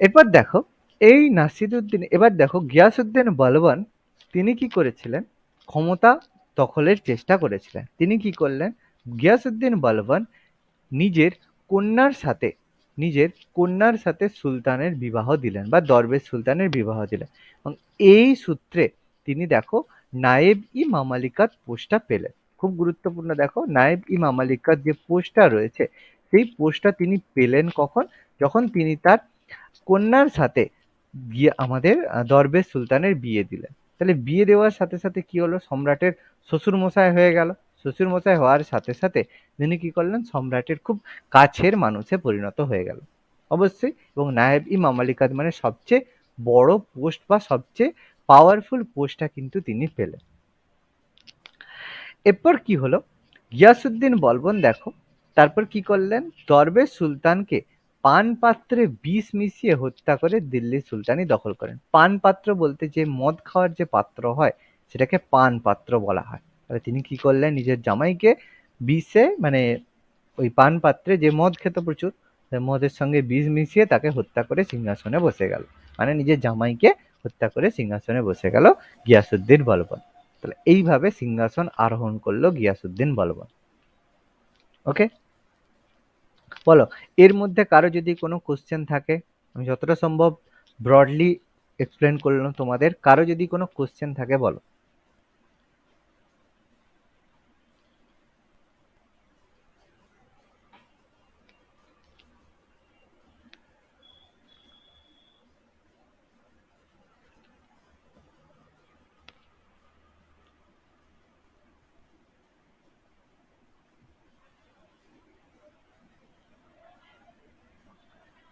সবার ক্লিয়ার এতটা?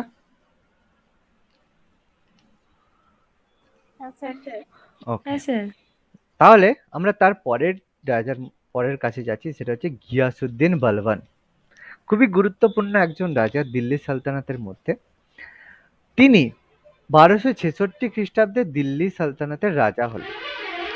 প্রথম জীবনে তিনি প্রথমে কে ছিলেন, প্রথম জীবনে তিনি ছিলেন ইলতুৎমিশের কেনাদাস। এটা কিন্তু অনেকেই জানে না যে গিয়াসউদ্দিন বলবন কিন্তু প্রথম জীবনে ইলতুৎমিশের দাস ছিলেন। প্রত্যেকে মনে করবে যে ইলতুৎমিশ তো অনেক দিন আগের ব্যাপার, তাহলে গিয়াসউদ্দিন বলবন কি করে হচ্ছে। তার একটাই কারণ, দেখো এরা সিংহাসনে এখানে 20 বছর, 4 বছর, আর এখানে দেখো 2 বছর, আর এখানে রাজিয়াও দেখো 4 বছর সিংহাসনে বসেছিল। তাহলে এর দাস হওয়া খুব একটা অসুবিধার ব্যাপার নয়, ইলতুৎমিশের দাস হওয়া কোনো একটা ব্যাপার নয়, কারণ 1236-এ ইলতুৎমিশ মারা গিয়েছিল আর এ সিংহাসনে বসেছিল দেখো 1266। তাহলে কত, 30 বছর পর। 30 বছর। তাহলে যদি মনে করি দাস হিসেবে 20 বছর বয়স ছিল, তাহলে 50 বছরে সুলতান হয়েছে। খুব বেশি অসুবিধা আছে? খুব বেশি অসুবিধা নেই। দেখো ইজিলি যদি এজ হিসেবে কনসিডার করি, খুব বেশি অসুবিধা নেই। তাহলে একদম ইজিলি, কিন্তু এটা কিন্তু অনেকেই জানে না, অনেকে ভাববে মাঝখানে এতগুলো রাজা এসে গেল কি করে ইলতুৎমিশের দাস হচ্ছে। কিন্তু মাথায় রাখবে গিয়াসউদ্দিন বলবন কিন্তু ইলতুৎমিশেরই দাস ছিলেন। তার আসল নাম ছিল বাহাউদ্দিন। খুব গুরুত্বপূর্ণ, তার বাহাউদ্দিন ছিল তার আসল নাম। তিনি উলুগ খাঁ বা মহান খাঁ উপাধি গ্রহণ করেছিলেন। গিয়াসউদ্দিন বলবন মহান খাঁ বা উলুগ খাঁ উপাধি গ্রহণ করেছিলেন। তার প্রকৃত নাম ছিল বাহাউদ্দিন, অলরেডি বললাম। তিনি দেখো সিংহাসনে বসে প্রথম কি করলেন, 40 চক্র ভেঙে দিলেন। 40 চক্র ভেঙে দিলেন, কারণ তিনি একজন 40 চক্রের মেম্বার ছিলেন। তিনি কি করলেন, 40 চক্র ভেঙে দিলেন। 40 চক্র ভেঙে দেওয়ার পরে তিনি কি করলেন, পৃথক সামরিক বাহিনী তৈরি করলেন, দেওয়ানি আর্চ। খুব গুরুত্বপূর্ণ কিন্তু, দেওয়ানি আর্চ কি ছিল, একটা পৃথক সামরিক বাহিনী ছিল। এটা মাঝে মাঝে আর্চ কথাটা আরজ লেখা আছে, এটা হচ্ছে আর্চ মানে দেওয়ান ই আর্জ প্রতিষ্ঠা করেন। খুব গুরুত্বপূর্ণ কিন্তু আমাদের জানতে চাই যে দেওয়ান ই আর্জ প্রতিষ্ঠা করেছিলেন কে? গিয়াসউদ্দিন বালবান। আমাদের কিন্তু মনে রাখতে হবে দেওয়ান ই আর্জ প্রতিষ্ঠা করেন গিয়াসউদ্দিন বালবান, যেটা ছিল একটা পৃথক সামরিক বাহিনী। এছাড়া তিনি গুপ্তচর পদ হিসেবে একটা গুরুত্বপূর্ণ পদ চালু করেন, সেটা হচ্ছে বারিদ। খুব গুরুত্বপূর্ণ একটা পোস্ট, বারিদ নামে গুপ্তচর তিনি কিন্তু চালু করেছিলেন। বারিদ হিসাবে গুপ্তচর পোস্ট তিনি চালু করেছিলেন। এছাড়া তিনি বিদ্রোহীদের কঠোর হাতে দমনের নীতি গ্রহণ করেছিলেন, অর্থাৎ তারা যার বিরুদ্ধে ষড়যন্ত্র করতো তাদেরকে তিনি কঠোর হাতে দমন করতেন। গিয়াসউদ্দিন বলবান প্রচুর বেশি প্রভাবিত ছিল পারসিক নৃপতিদের দ্বারা। পারসিক বলতে কোন জায়গাকে বলা হচ্ছে, আমরা কি নামে এখন জানি? পারসিক বলতে পারস্য, বলো বলো। এখন ইরান নামে জানি যেটাকে। এখন পারস্য কি নামে পরিচিত? এখন পারস্য বলে কিন্তু কোনো জায়গা নেই।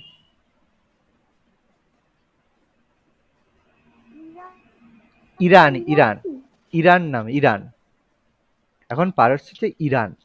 তাহলে ইরানের রাজাদের দ্বারা ভীষণভাবে প্রভাবিত ছিলেন, এবং সেই ইরানের নীতি অনুযায়ী তিনি রাজাকে ঈশ্বরের প্রতিনিধি হিসেবে বলতেন। খুব গুরুত্বপূর্ণ, দিল্লির কোন সুলতান নিজেকে ঈশ্বরের প্রতিনিধি হিসেবে বলতেন? গিয়াসউদ্দিন বালবান তিনি নিজেকে ঈশ্বরের প্রতিনিধি হিসেবে বলতেন, এবং তিনি নিজেকে প্রচারিত করতেন কি বলে? ঈশ্বরের সহকারী, অর্থাৎ ঈশ্বরের সহকারী হিসেবে তিনি নিজেকে প্রচারিত করতেন। ঈশ্বরের ছায়া এবং ঈশ্বরের সহকারী হিসাবে প্রচার করতেন। ঈশ্বরের সহকারীকে মানে ভাষায়, ইসলামী ভাষায় বলা হয় নায়েব ই খোদাই, আর ঈশ্বরের ছায়াকে বলা হয় জিন হি ইলাহি, জিল্লে ই ইলাহি বা জিল ই জিল ই আল্লাহ। মানে আমরা জিন কথাটা জানি, এটা অ্যাকচুয়ালি জিল কথাটা বলা, এটা জিন হবে, জিন কথাটা হবে।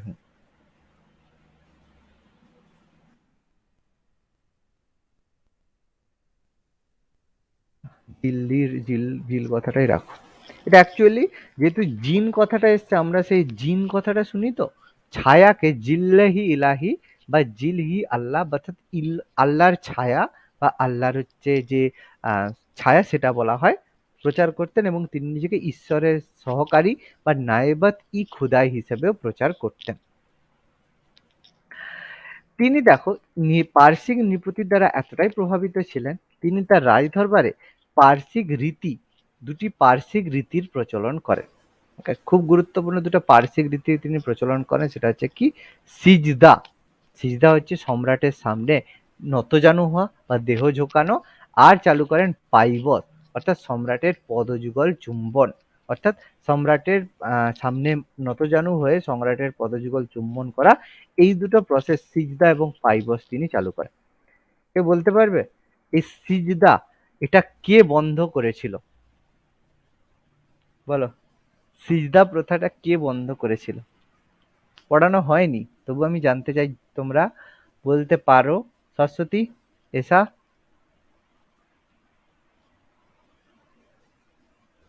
বলা যাবে? আচ্ছা, আমি অপশন দিচ্ছি, আকবর, শাহজাহান, ঔরঙ্গজেব। বলো তিনটে অপশনের মধ্যে।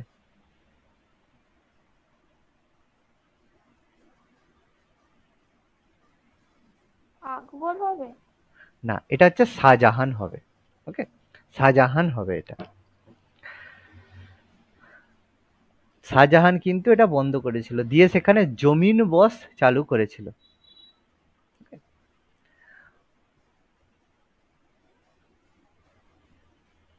সেটাও কি সেম ওই ইয়ের মতো, সিজদার মতো? সিজদার মতো অ্যাকচুয়ালি এটা দেখো মানে সম্রাটের সামনে দেহ ঝোঁকানো, আর ওটা সম্রাটের পায়ের কাছে এসে বসতে হবে, জমিন বস।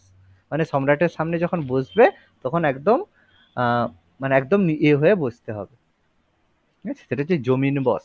সিজদা বন্ধ করে জমিন বস চালু করে। ওকে, এছাড়া তিনি সিজদা পাইবস চালু করার পরে পরে তিনি করেন পার্সিয়ান বসন্ত উৎসব। পার্সিয়ান যে বসন্ত উৎসব রয়েছে,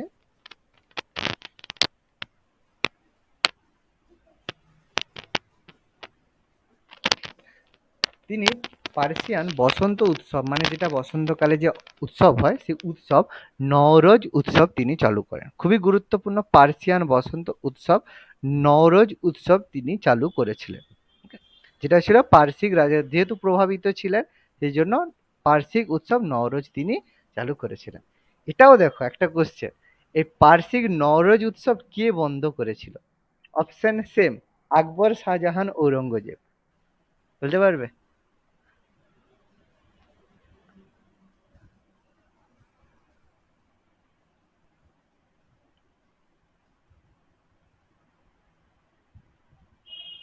আইডিয়া করে বলো, আন্দাজেই বলো না, আমি বলে দেবো তো।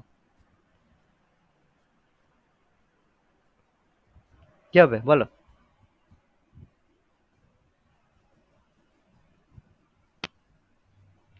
শুনতে পাচ্ছ তো সবাই?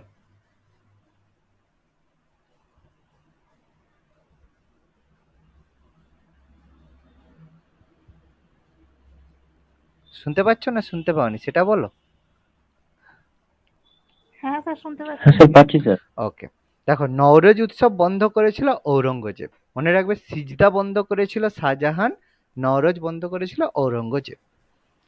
প্রথম রাজা যিনি তার রাজ দরবারে আমোদ প্রমোদ, হাস্য কৌতুক, মদ্যপান সম্পূর্ণ নিষিদ্ধ করেন। এর মধ্যে যেই দুটো আমাদের জানতে চায় যে রাজসভায় মদ্যপান এবং হাস্য কৌতুক, এই দুটো টার্ম বেশি জানতে চায়। প্রথম নিষিদ্ধ করেছিলেন কে? গিয়াসুদ্দিন বলবান।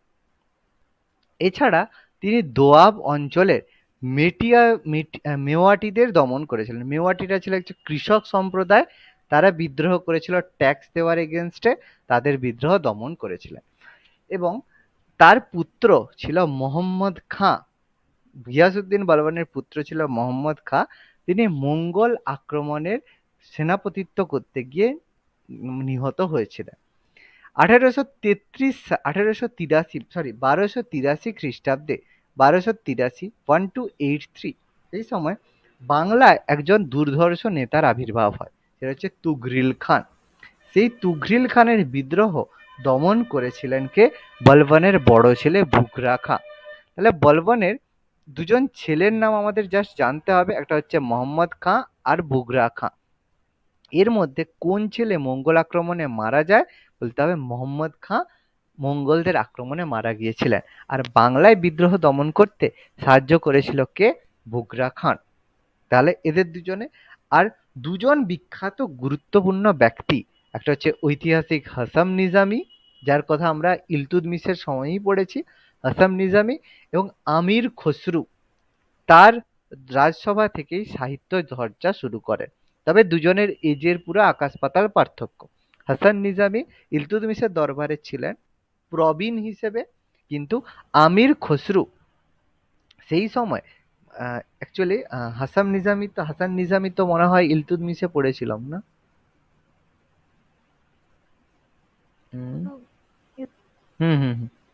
তার রাজদরবারে উপস্থিত ছিলেন, কিন্তু বোথ হবে। হাসান নিজামির টাইম পিরিয়ডটা দেখতে হবে।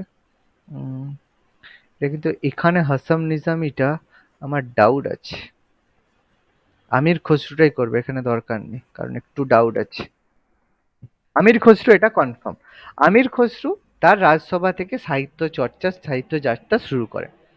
কিন্তু আমির খসরু একমাত্র রাজা যাকে 7 জন দিল্লি সালতানাতের সমসাময়িক বলা হয়। 7 জন দিল্লি সুলতানের রাজার সমসাময়িক বলা হয়। আর আমির খসরু সব থেকে বেশি জনপ্রিয় হয়েছিল কার দরবারে? আলাউদ্দিন আলাউদ্দিন খলজি। আলাউদ্দিন খলজি। কিন্তু প্রথম কার দরবারে ছিলেন আমির খসরু? গিয়াসুদ্দিন বলবনের দরবারে। বলবান।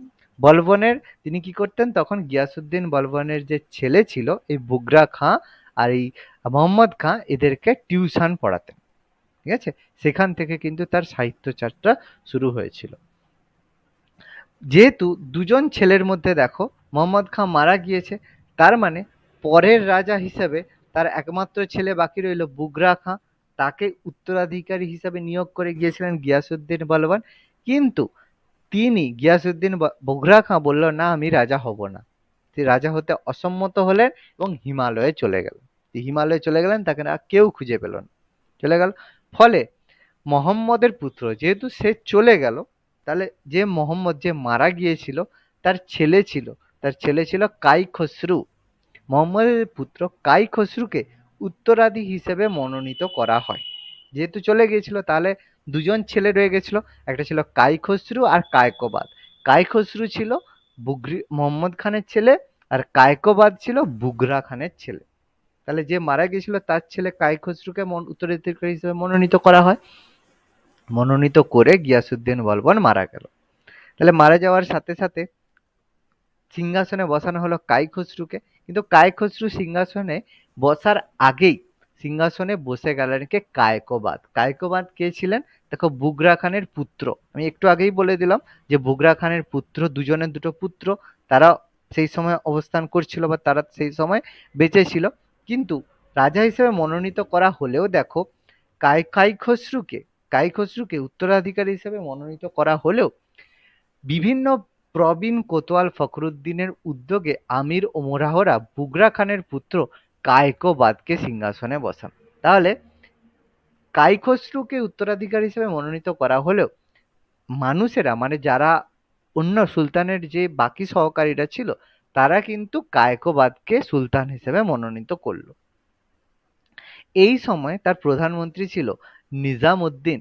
তিনি কি করলেন? ধীরে ধীরে সমস্ত ক্ষমতাকে দখল করা শুরু করলেন এবং 1289 1289 বছরের মাথায় কায়কোবাদ গুরুতর অসুস্থ হয়ে গিয়েছিল। গুরুতর অসুস্থ হওয়ার ফলে কি হয়েছিল, তখন কায়কোবাদের 3 মাসের একটা শিশুপুত্র ছিল। 3 মাসের শিশুপুত্র ছিল, তার নাম ছিল কায়ুরমুস। এখন নাম মেনশন করা আছে, শিশুপুত্র ছিল কায়ুরমুস। কায়ুরমুসকে সুলতান হিসেবে মনোনীত করা হয়। প্রায় মৃত্যুশয্যায় ছিল, এই কারণে 3 মাসের শিশুপুত্রকে সিংহাসনে বসানো হয়। অ্যাকচুয়ালি বাচ্চা তো সিংহাসনে বসবে না, তার মা নিয়েই বসতো, নামে চলবে। এবং সেই সময় গুরুত্বপূর্ণ একটা পদ ছিল আরজি মামালিক, যেটা সাধারণত সেনাবাহিনীর প্রধানকে আরজি মামালিক বলা হয়ে থাকে। সেই পদে নিযুক্ত ছিল জালালউদ্দিন খলজি। তাহলে জালালউদ্দিন খলজি আরজি মামালিক পদে ছিলেন এবং জালালউদ্দিন খলজি দেখলেন যে রাজা একদম গুরুতর অসুস্থ, 3 মাসের মাত্র শিশুপুত্র রয়েছে, তার মানে এটা হচ্ছে বেস্ট সময় সাম্রাজ্য হস্তক্ষেপ করার জন্য। ফলে জালালউদ্দিন খলজি কি করলেন? প্রথমে কায়কোবাদকে হত্যা করলেন, তারপর তার 3 মাসের শিশুপুত্রকে হত্যা করলেন। হত্যা করে সিংহাসনে বসলেন। এইভাবে খলজিদের ক্ষমতায় আসার ঘটনাকে ঐতিহাসিকরা খলজি বিপ্লব বলে থাকে। ওকে, এবং কায়রমুসকে বলা হয় দিল্লি সুলতানি বা দিল্লি সালতানাতের দাস বংশের শেষ সুলতান। ওকে, বলো, টপিক ক্লিয়ার সবার এতটা? কারো কোনো ডাউট, কোনো কোশ্চেন, কোনো ভাগটা বুঝতে পারোনি যে স্যার এখানটায় কি হলো, এই রাজা কি করে বসে গেল? কোনো যদি কোশ্চেন থাকে বলো।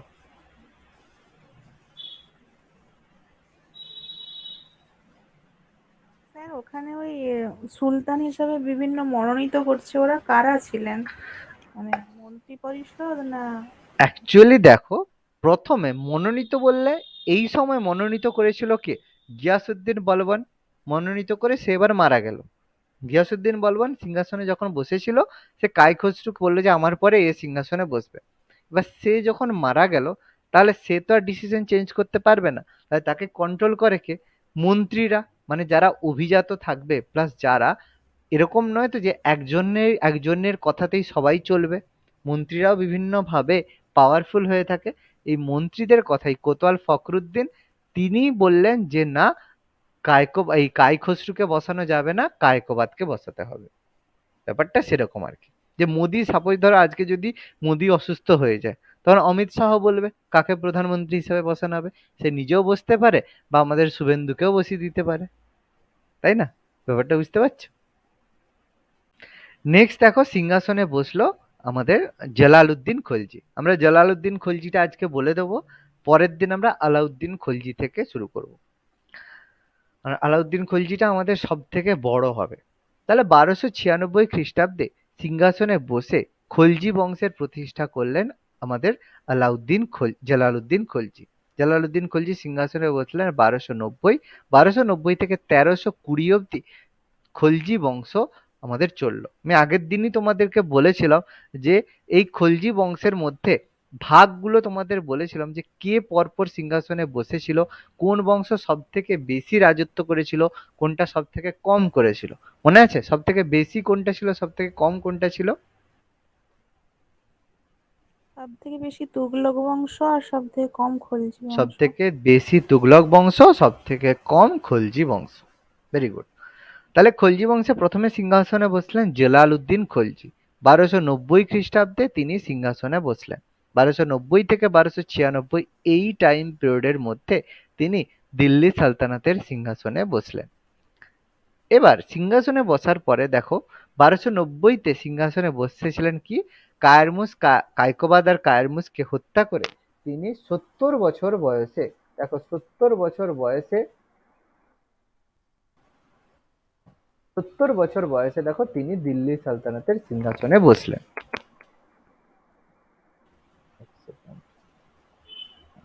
তিনি 70 বছর বয়সে দেখো সিংহাসনে বসলেন। এবং 1290-তে এই ঘটনাকে আমরা বলেছিলাম খলজি বিপ্লব। মনে রাখবে আমি তোমাদের বলেছিলাম এটাকে, একটা কথা আমি তোমাদের প্রথম দিন ক্লাসের শুরুর সময়ই বলেছিলাম, যখন বলেছিলাম যে মনে করো যে 4টে ডাইনেস্টি, 5টা ডাইনেস্টি আমরা সুলতানের মধ্যে পেয়ে থাকি, একমাত্র কোন বংশটা আফগান বংশ ছিল, মনে আছে?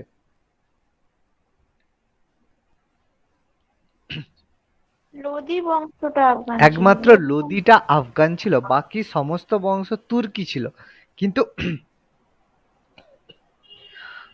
কিন্তু মনে রাখবে জালালউদ্দিন খলজি, যে ফিরোজ খলজি, তিনি কিন্তু একজন আফগান শাসক ছিলেন। তাহলে প্রথম আফগান শাসক বললে আমাদের বলতে হবে ফিরোজ শাহ খলজিকে, মানে জালালউদ্দিন খলজি কিন্তু প্রথম আফগান শাসক ছিলেন। কিন্তু জালালউদ্দিন খলজির কিন্তু ছেলে সিংহাসনে বসেনি, আলাউদ্দিন খলজি কিন্তু তার ভাইপো ছিল। তাহলে আলাউদ্দিন খলজি কিন্তু তুর্কি ছিলেন, আলাউদ্দিন খলজি কিন্তু আফগান ছিলেন না। কিন্তু ফিরোজ শাহ খলজি একজন আফগান শাসক ছিলেন, এটা কিন্তু আমাদের মনে রাখতে হবে। একমাত্র ফিরোজ শাহ খলজি ডাইনাস্টি, খলজি বংশ কিন্তু আফগান বংশ নয়, খলজি বংশ আমাদের তুর্কি বংশ। কিন্তু একমাত্র জালালউদ্দিন খলজি কিন্তু আফগান শাসক ছিলেন। Okay? তিনি তার রাজ্য শাসনকার্য পরিচালনা করতেন কায়কোবাদ নির্মিত কালোঘিরি প্রাসাদ থেকে। খুব গুরুত্বপূর্ণ, কালোঘিরি প্রাসাদ যেটা কায়কোবাদ নির্মাণ করেছিল, সেখান থেকে তিনি শাসন কার্য পরিচালনা করতেন। তার রাজত্বের সময় একটা গুরুত্বপূর্ণ ঘটনা হয়েছিল। মঙ্গল নেতা ছিল আবদুল্লাহ, যিনি ছিলেন বিখ্যাত মঙ্গল নেতা হালাগুর পৌত্র, মানে নাতি ছিলেন। তাহলে মঙ্গল নেতা আবদুল্লাহ ভারত আক্রমণ করেছিল এবং সেই আক্রমণে জালালউদ্দিন খলজি কিন্তু জয়লাভ করেছিল। এবং যেহেতু জালালউদ্দিন খলজি জয়লাভ করেছে, ফলে আলাউদ্দিন সেই জায়গায় আহ, দেখো জালালউদ্দিন খলজি আক্রমণ করলেও জালালউদ্দিন খলজি একজন মানে দয়ালু ব্যক্তি ছিলেন বলে তাদেরকে হত্যা করলেন না, পরাজিত করেছিলেন। পরাজিত করে তিনি কি করলেন, এই যে এখানটায় দেখো বলা রয়েছে, দেখো তিনি যে যাদেরকে পরাজিত করেছিলেন আবদুল্লাহর নেতৃত্বে 1.5 লক্ষ মঙ্গলকে পরাজিত করেছিলেন। জালালউদ্দিন তাদেরকে পরাজিত করে, কিন্তু পরাজিত করে তাদেরকে হত্যা করেননি। হত্যা না করে তিনি বলেন কি, তাদেরকে ক্ষমা করে বলে যে তোমরা ইসলাম ধর্ম গ্রহণ করো, ইসলাম ধর্ম গ্রহণ করে দিল্লিতে বসবাস করতে পারো। তাহলে ইসলাম ধর্ম গ্রহণ করে তারা দিল্লিতে বসবাস করার জন্য সম্মত হলো। তারাই নব্য মুসলমান বা নিউ মুসলিম নামে পরিচিত ছিল। খুব গুরুত্বপূর্ণ কিন্তু। তাহলে নব্য মুসলমানরা আক্রমণ করেছিল বা তৈরি হয়েছিল কার সময়? জালালউদ্দিন খলজির সময়। কিভাবে হলো? মঙ্গল নেতা আবদুল্লাহ নেতৃত্বে 1.5 লক্ষ মঙ্গল বসবাস করতে শুরু করে ইসলাম ধর্ম গ্রহণ করে দিল্লিতে। পরবর্তীকালে আলাউদ্দিন খলজির সময়ে এরা ক্ষতিকারক হওয়ার জন্য আলাউদ্দিন খলজি এই নব্য মুসলমানদেরকে নৃশংসভাবে হত্যা করেছিল। ওকে, এবং এটা কিন্তু আমাদের খুব গুরুত্বপূর্ণ। তাহলে নব্য মুসলমানরা ক্রিয়েট হলো কার সময়? জালালউদ্দিন খলজির সময়। আর তাদেরকে হত্যা করা হলো কার সময়? আলাউদ্দিন খলজির সময়। এটা আমি বললাম। তিনি দেখো একজন আফগান শাসক হলেও বিভিন্ন তুর্কি অভিজাতদের উচ্চ পদে বসাতে দ্বিধাবোধ করেননি। তিনি রণথম্বরের রাজা হামির দেবের বিরুদ্ধে ব্যর্থ অভিযান করেছিলেন। মান্দাসোর তিনি জয় করেছিলেন 1292। এই রণথম্বরের রাজা হামির দেবকে পরে আলাউদ্দিন খলজি পরাজিত করেন এবং তার যে ওয়াইফ তাকে বিয়ে করেছিলেন। এটা আমি তোমাদেরকে আলাউদ্দিন খলজি যখন পড়াবো পরের দিন বলবো। একটা গুরুত্বপূর্ণ মার্ডার কেসের সাথে জালালউদ্দিন খলজি যুক্ত। ওকে, বলবে সুলতান মার্ডার করেছে তাতে আবার কেস কি হবে? এটা আমাদের সুলতান করছে করছে তার ইচ্ছে হয়েছে, আবার কেস কি হবে? এটা আমাদের কোশ্চেন আসে কে একজনকে তিনি হত্যা করেছিলেন যে তার ষড়যন্ত্রকারী সন্দেহে একজন দিল্লির ফকির ছিল সিদি মোল্লা। সেই সিদি মোল্লাকে তিনি হত্যা করেছিলেন। সিদি মোল্লাটা কে ছিল? তিনি একজন বিখ্যাত ফকির ছিলেন যিনি পারস্য বা ইরান থেকে এসেছিলেন। এবার তাকে অলৌকিক বলা হয়, যে তিনি বলা হয় যে তার কাছে অলৌকিক শক্তি ছিল, এটা কিন্তু বলা হয়। এই কারণে কিন্তু তিনি সম্রাটের ভালোর জন্যই বিভিন্ন প্রচার করতেন।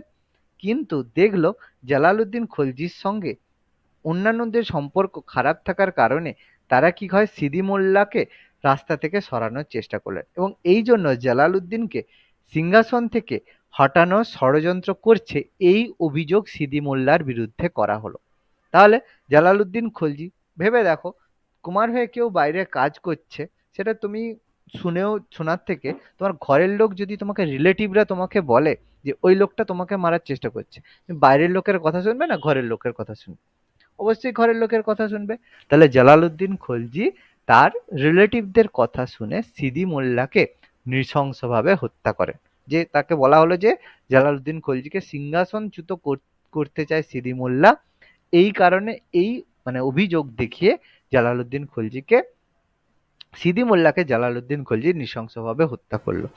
যেহেতু বলা হয় তার কাছে অলৌকিক শক্তি ছিল, সেখান থেকে জিয়াজউদ্দিন বারানি তার রাইটিং এ লেখেন যে ফকিরকে হত্যা করার পরে দিল্লিতে ভয়াবহ দুর্ভিক্ষ দেখা দেয়, অনাবৃষ্টি সৃষ্টি হয়, খাদ্যের মূল্য প্রচুর পরিমাণে বৃদ্ধি পায়, ফলে বহু লোক না খেতে পেয়ে মারা যায় এবং সুলতানের জ্যেষ্ঠ পুত্র যে বড় ছেলে ছিল তারও এই সময় মৃত্যু হয়েছিল। এই জন্য সকলে বিশ্বাস করেন যে সিদি মোল্লাকে যে মারা হয়েছিল তাতে সুলতান পাপ করেছে, সেই পাপের জন্য এই ঘটনা ঘটেছে। যদিও একটা কো ইনসিডেন্স, সেটাকে আমরা বিভিন্নভাবে ব্যাখ্যা করে থাকি।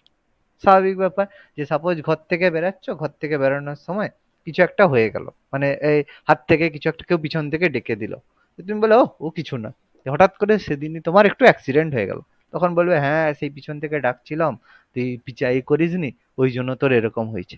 এগুলো হয়ে থাকে, দুয়ে দুয়ে চার করতে মানুষ ভালো পড়ে। তাহলে এই সময় মঙ্গল আক্রমণ ঘটে, জালালউদ্দিন খলজি তাদের পরাজিত করে এবং মঙ্গলরা নব্য মুসলমান নামে পরিচিত হয়। অলরেডি আমি এটা বলে দিলাম। দেখো এবার জালালউদ্দিন খলজির শেষ সময় এসে গেছে। এই সময় জালালউদ্দিন খলজির ভাইপো ছিলেন আলী গুরসাম্প, যে হচ্ছে আলাউদ্দিন খলজি, আলাউদ্দিন খলজির প্রকৃত নাম ছিল আলী গুরসাম। তিনি কি করলেন, জালালউদ্দিন খলজির বিনা অনুমতিতেই দাক্ষিণাত্য অভিযান করেন এবং দাক্ষিণাত্যের রাজধানী ভিসলা এবং দেবগিরি লুণ্ঠন করেন। এর মধ্যে দেবগিরি কথাটা মেনশন রয়েছে কারণ এর আগে কোনো রাজা দেবগিরি লুণ্ঠন বা অ্যাটাক করতে পারেনি।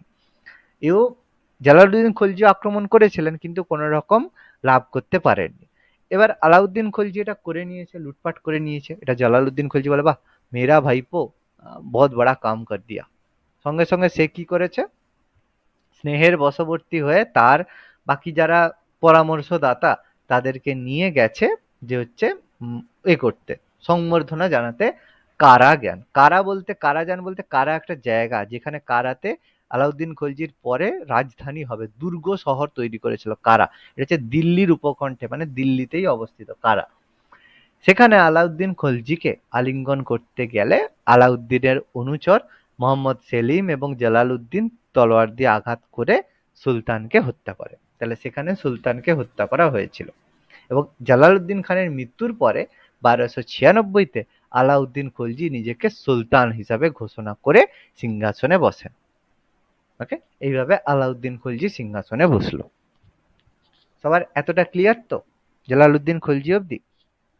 ধন্যবাদ ভিডিওটি দেখার জন্য। আমাদের ভিডিওটি কেমন লাগলো অবশ্যই কমেন্ট বক্সে জানাবেন এবং পরবর্তী ক্লাসের এই ধরনের ভিডিও পেতে অবশ্যই আমাদের চ্যানেল MICS এডুকেশন সাবস্ক্রাইব করবেন। ধন্যবাদ।